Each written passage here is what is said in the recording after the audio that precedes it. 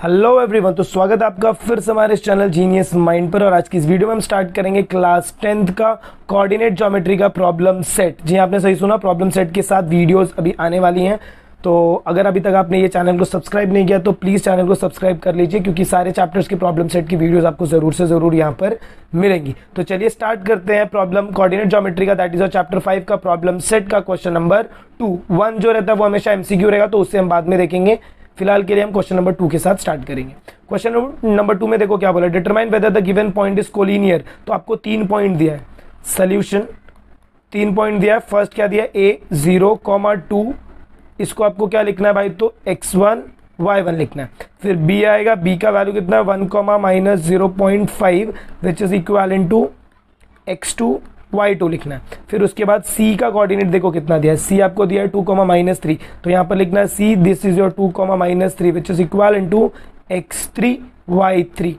आई hope आपको इतना समझा। अब ध्यान से सुनना भाई, जब यहाँ पर क्या बोला देखो कोलिनियर, क्या बोला भाई यहाँ पर क्या बोला कोलिनियर। जब भी आपको कोलिनियर बोला रहेगा हमेशा आपको यूज करना है स्लोप फॉर्मूला। याद रखना, कोलिनियर बोला है तो स्लोप फॉर्मूला। अगर क्वेश्चन में डिस्टेंस फॉर्मूला बोला है तभी यूज करना है डिस्टेंस फॉर्मूला, वरना नहीं, क्योंकि डिस्टेंस फॉर्मूला से क्वेश्चन के आंसर जल्दी आते नहीं है। Slope formula is simple. अब मुझे क्या करना है भाई, 2 का स्लोप निकालना है, तो मैं ए बी का स्लोप निकालूंगा और फिर बी सी का। अगर दोनों का स्लोप इक्वल है इसका मतलब मेरा लाइन्स क्या है भाई, मेरे लाइंस कैसे हैं, कोलिनियर है। अगर स्लोप इक्वल नहीं रहेगा तो मेरे लाइंस कैसे, कोलिनियर नहीं है। तो चलिए स्टार्ट करते हैं। सबसे पहले आप क्या लिखेंगे, देखो slope of A B, formula क्या रहता है y2 - y1 upon x2 - x1। हमेशा याद रखना बड़ा माइनस छोटा होता है। अब बोलो y2 का वैल्यू आपको कितना दिया, -0.5, फिर माइनस नेक्स्ट वैल्यू कितना है 2 दिया है बराबर। फिर अपॉन में क्या दिया है 1 - 0। यहाँ पर नेक्स्ट वैल्यू आपको कितना दिया भाई, तो 1 - 0।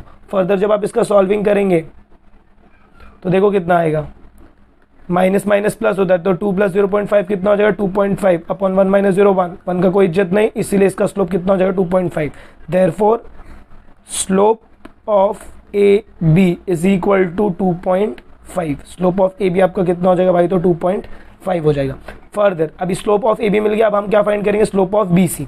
तो यहाँ पर अब क्या लिखोगे, slope of B C. Formula मैंने क्या बोला भाई, तो y2 - y1, मतलब हमेशा बड़ा माइनस छोटा होता है। बट यहाँ पर b और c का कोऑर्डिनेट देखो तो हमने x2 और x3 लिया, तो यहाँ पर मेरा फॉर्मूला क्या रहेगा भाई, तो y3 - y2 upon x3 - x2।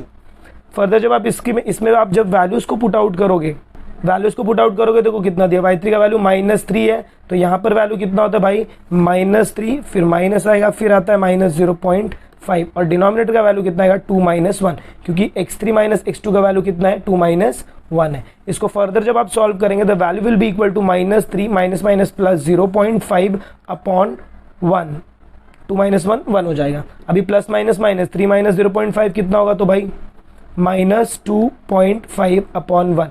यहाँ पर भी आपको क्या लगाना है भाई, तो साइन लगाना नहीं भूलना है, माइनस माइनस प्लस होगा, साइन हमेशा बड़े नंबर का। तो दोनों का स्लोप, अच्छा इसका स्लोप फिर कितना रहेगा -2.5, और इसका भी स्लोप आपको कितना आ गया, therefore slope of B C is equal to -2.5। अच्छा ये हो जाएगा आपका इक्वेशन नंबर 2, और इसके पहले जो आपको ये मिला है ये आपका है इक्वेशन नंबर 1, ये आपका इक्वेशन नंबर 1। फिर आप क्या लिखेंगे, therefore from 1 and 2 slope of AB is equal to slope of BC। slope of AB is equal to slope of BC। अगर slope equal है therefore point A, B, C are collinear points। I hope आपको एक question समझ में आया कि कैसे आपको एक कोलिनियर पॉइंट्स के क्वेश्चन को सॉल्व आउट करना है। तो चलिए मूव ऑन करते हैं next question, that is our question number 2 की तरफ।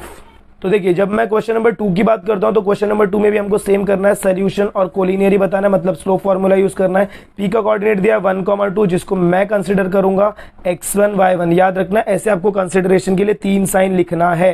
फिर इसके बाद क्यू का कोऑर्डिनेट कितना है भाई, तो 2,8 upon 5 which is equivalent to x2 y2 which is equivalent to x2 y2। फिर आपको कितना दिया r का कोऑर्डिनेट कितना दिया भाई, तो 3,6 upon 5 which is equivalent to x3 y3 which is equal to x3 y3।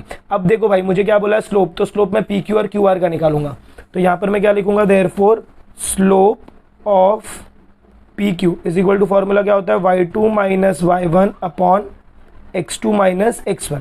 अब जब मैं y2 की बात करता हूं तो देखो क्या दिया है 8/5 माइनस 2, तो ये वैल्यू मेरा कितना हो जाएगा भाई, तो 8/5 माइनस 2, इसके डिनोमिनेटर में कुछ नहीं तो 1 लिख दो, और डिनोमिनेटर x2 माइनस x1 का वैल्यू 2 माइनस 1।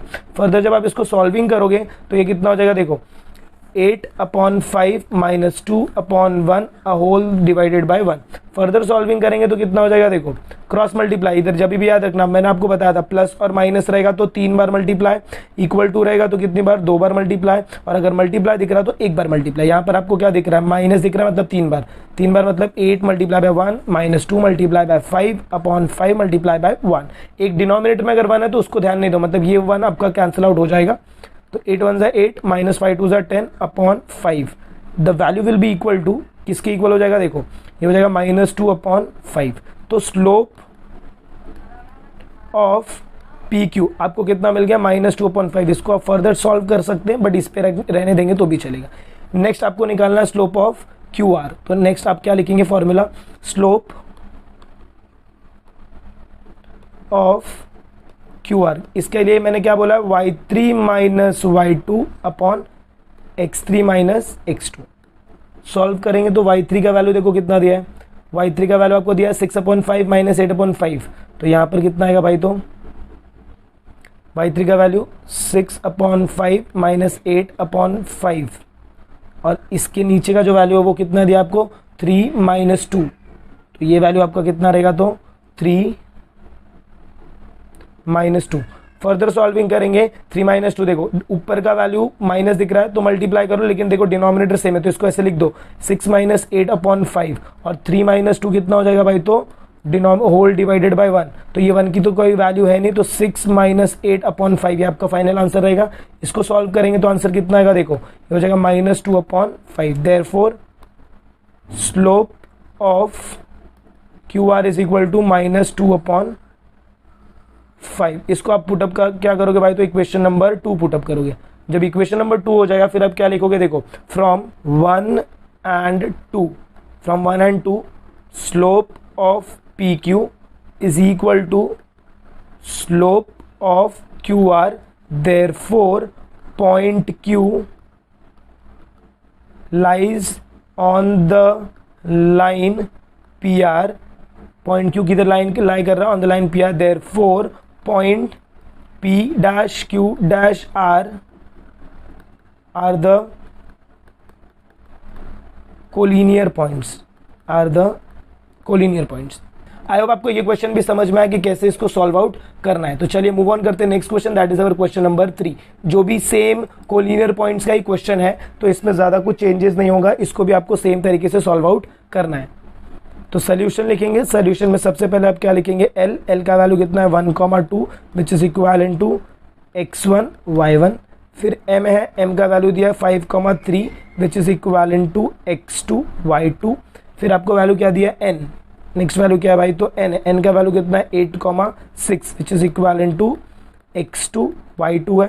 फर्दर जब आप इसको सॉल्व करेंगे तो देखिए अब मुझे क्या निकालना है, स्लोप ऑफ, सबसे पहले क्या निकालूंगा, स्लोप ऑफ LM का स्लोप जब आप निकालेंगे तो क्या हो जाएगा, देखो y2 minus y1 upon x2 minus x1। Further इसकी सॉल्विंग करेंगे तो y2 का वैल्यू कितना है 3 माइनस 2, तो यहाँ पर वैल्यू कितना आएगा 3 minus 2 upon 5 minus 1 which is equal to 1/4, ये हो जाएगा आपका स्लोप ऑफ LM। तो slope of LM is equal to 1/4, this is your equation number 1, ये हो जाएगा आपका इक्वेशन नंबर 1। LM के बाद नेक्स्ट मेरा क्या है MN, तो यहां पर आप क्या लिखोगे, slope of MN is equal to, ये क्या होगा y3 minus y2 upon x3 minus x2। y3 minus y2 करेंगे तो कितना आएगा, देखो y3 माइनस y2 करो, सॉरी इसको x2 नहीं लिखना है, ये आपका 3 रहेगा, माई मिस्टेक, ये आपका क्या रहेगा 3 रहेगा। अब y3 माइनस y2 करोगे तो कितना आएगा 6 माइनस 3, तो यहाँ पर आपका वैल्यू कितना आएगा, देखो 6 minus 3 upon 8 minus 5। Further solving करेंगे तो वैल्यू कितना हो जाएगा, ऊपर आपको मिलेगा 3 और नीचे भी आपको मिलेगा 3, कट होकर आंसर आएगा 1। इसका मतलब क्या हो जाएगा भाई, तो स्लोप ऑफ एम एन, आपको कितना मिल गया? तो 1 मिल गया, बराबर।